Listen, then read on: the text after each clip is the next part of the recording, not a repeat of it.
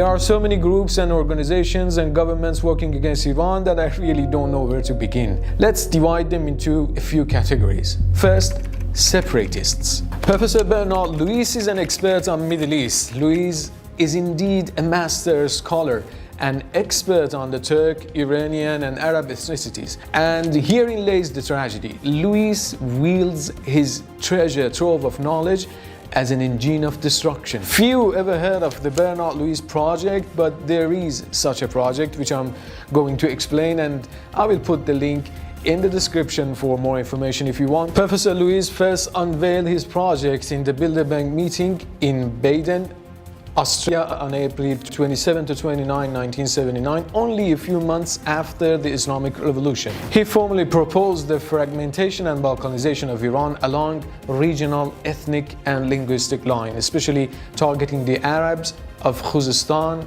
the Al-Ahwazi project, and the Baluchis of the Pakhtunistan project, and the Kurds, which is called the Greater Kurdistan project, and the Azerbaijan is also the Great Azerbaijan project. Well, as you might know, Iran is a country of diverse ethnicities: Persians, Turks, Kurds, Arabs, Lurs, Baluchs, Tats, Talish, Mazandaranis, Gilaks, and so on. And if you look at Iran's map, you will notice that most of these ethnics, or would I say all of them, living alongside the borders of Iran. Well, what would be better than this for those who love to slaughter this cat into small pieces?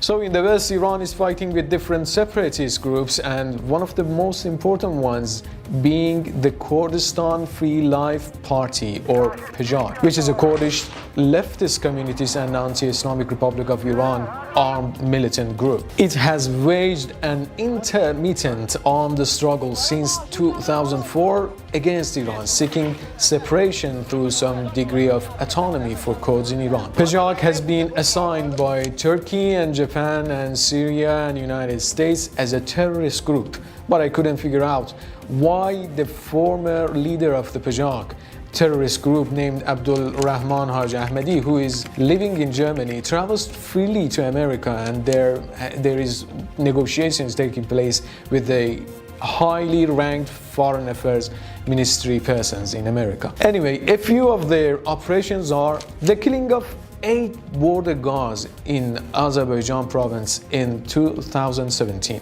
the killing of 2 Iranian border guards in Azerbaijan province in 2017, the killing of experts of Iran's drinking water organization in 2017 in Azerbaijan province again, the killing of 13 Iranian rangers in 2011 in the northwestern mountains of Iran, the murder of prosecutor of Azerbaijan province in 2009, throwing a grenade into a dormitory in 2009 and killing 10 soldiers. You can also add assassination citizens, kidnapping children and turning them into child fighters, attacking border guards, extorting investigators and owners of production and workshops, mines, hotels, extorting farmers, threatening citizens, and etc. And interestingly, there has been footsteps of them in all of the street riots of recent years in cities of Iran, whether it was in the west or capital. As security forces of Iran recently announced that there has been a bunch of PJAK members among those arrested in the recent hijab riots in 2022 as well as 2019 riots.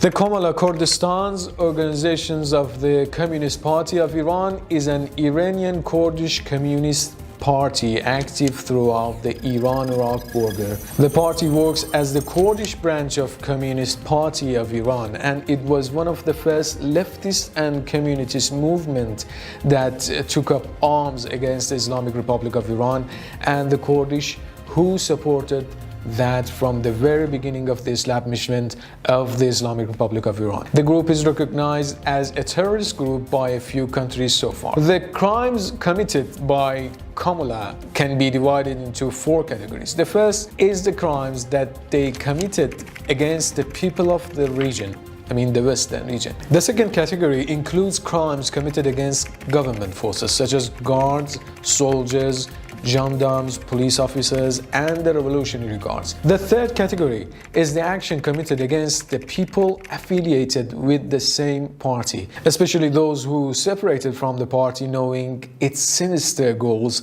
And finally, the fourth category is the crimes occurred against rival groups. Regarding the peoples of the region, for example, we can mention the assassination of the Sunni scholar of the region who naturally did not have a good relationship with the communists of Komala. So on July 12, 1990, the armed men of Komala attacked the house of the Mamusta Ali Khorramtai in Saqqez. In this attack, the Mamusta Khorramtai was injured and his 9-year-old daughter, Hasiba, was killed sadly.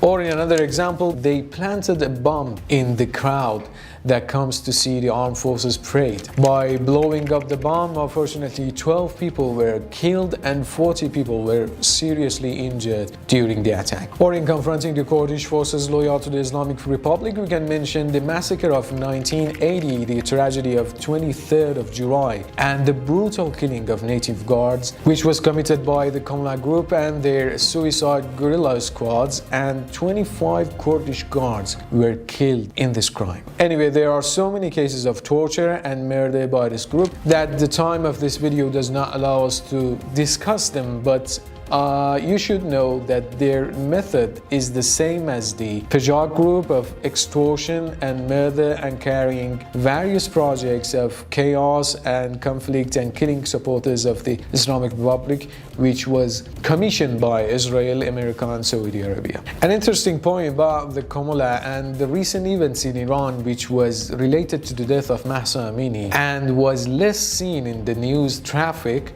was that the first person who declared Mahsa Amini's death as a murder was her cousin, who is a member of the Komala party.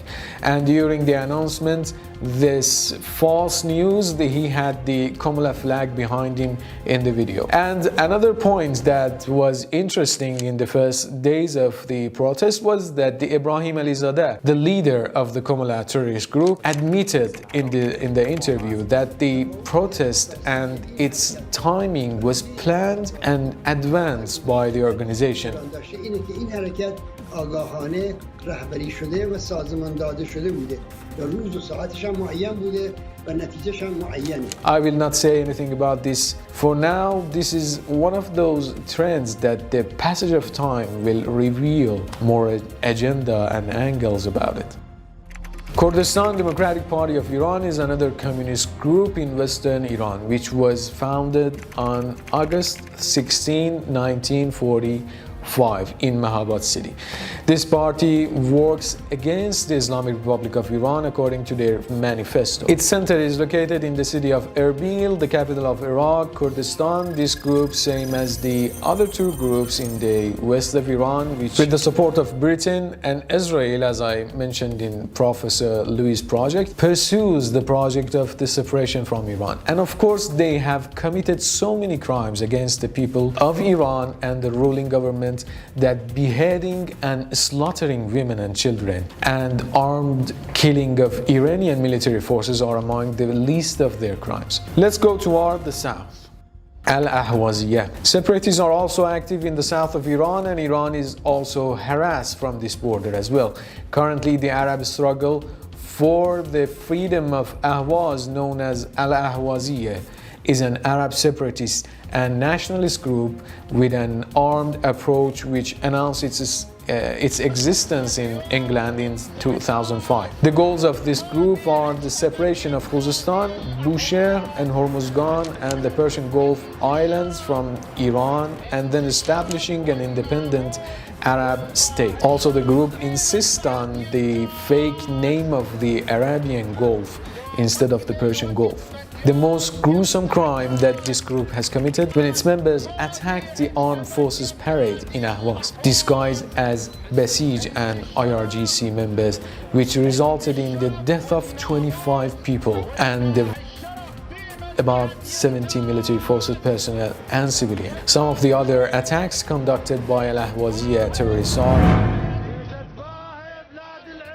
According to the news published in the last 2 decades, more than $40 million in cash, other than logistic and equipment and accommodation and etc. from America, England, Denmark and Holland and Kuwait and Saudi Arabia and Qatar and Turkey and Australia has been received by these terrorist groups known as Al-Ahwaziyya.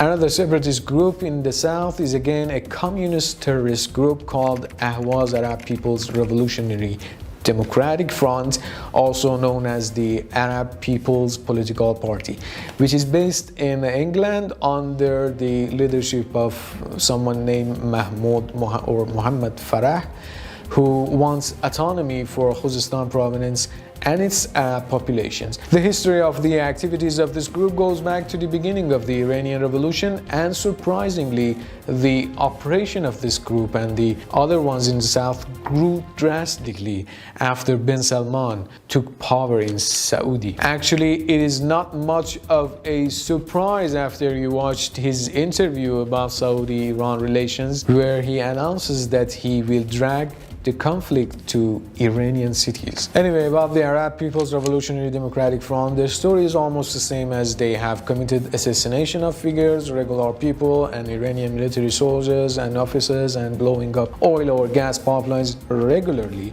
and helped to organize riots in Khuzestan province and other provinces whenever there was an opportunity in these years. And they have made a lot of money doing that. It's been a good business actually for all of them. The idea of a greater Balochistan has mostly affected the Pakistan on the other side of the border of Iran, but you can see the Baloch Liberation Army or the Baloch People's Front is active on the Iranian side too. Actually, the terrorist groups like Jundullah group, who has such a reputation in killing and butchering people and army personnel of Iran, is using the sense of patriotism and separatism to recruit youth and teenagers for terrorist activities. I suppose my time is up, and these were just the most important separatist groups who are active at the time. And I omitted the ones who used to be active before, and the groups and countries who are just terrorizing people and authorities. These one has to be told in the next episode. Don't forget to subscribe and turn on the notification bell if you want to know more of Iran, not from the fake news channels. I'm just a regular Iranian researcher and activist trying to narrate my country to you all.